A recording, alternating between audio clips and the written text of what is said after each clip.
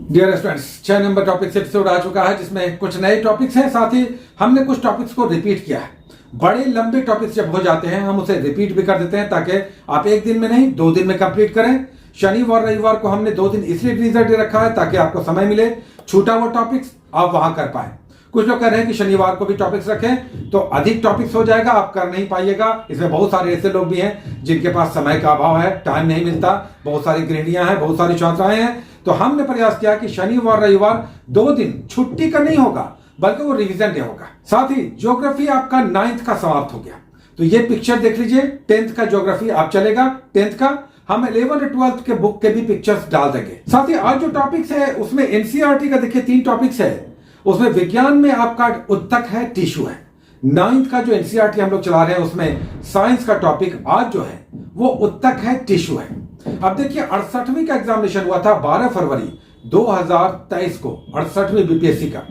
उसमें इस टिश्यू से क्वेश्चन आया था। इसमें जो कनेक्टिंग टिश्यू है उसका यहाँ पर उदाहरण दिया हुआ है। देखिए ये क्वेश्चन आया था 68वीं बीपीएससी में और वहां पर पूछा था कि सॉफ्ट बोन का उदाहरण निम्नलिखित में से कौन सा है। तो इसका आंसर कार्टिलेज था और यहां पर इस बुक में आप देख सकते हैं जो सॉफ्ट बोन होता है नाक में, कान में, जिसे हम मोड़ भी सकते हैं। ये खास तरह के प्रोटीन और कार्बोहाइड्रेट से बना होता है। बुक में देखिए बड़ा अच्छा डेफिनेशन दिया हुआ है और बताया गया है कि दरअसल कार्टिलेज क्या है। 68वीं बीपीएससी में आया था।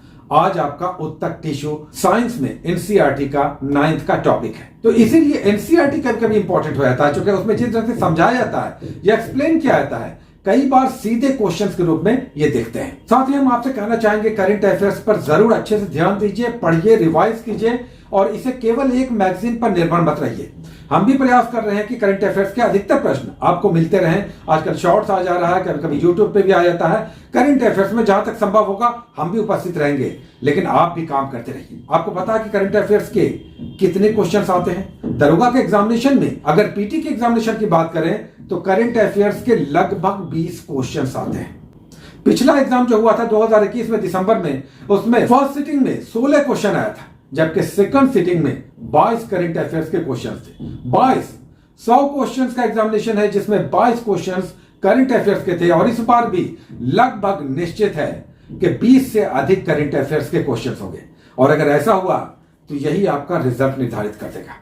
दूसरी ओर वर्ल्ड ज्योग्राफी है, साथ ही मैथ और रीजनिंग है। ये सब ऐसे हैं, आप सामान्य दिन जीके का तो आप कर ही रहे हैं, लेकिन मैथ, रीजनिंग हो गया, साथ ही वर्ल्ड ज्योग्राफी हो गया, करंट अफेयर्स हो गया, दरअसल आपका रिजल्ट यही निर्धारित करते हैं। तो ध्यान रखिए, तैयारी करते समय रिजल्ट किससे आ रहा इस पर जरूर ध्यान रखिएगा, चूंकि 1, 2, 3, 4, 5 नंबर से आपके बहुत सारे ऐसे लोग होंगे जो एग्जामिनेशन को मिस कर सकते हैं।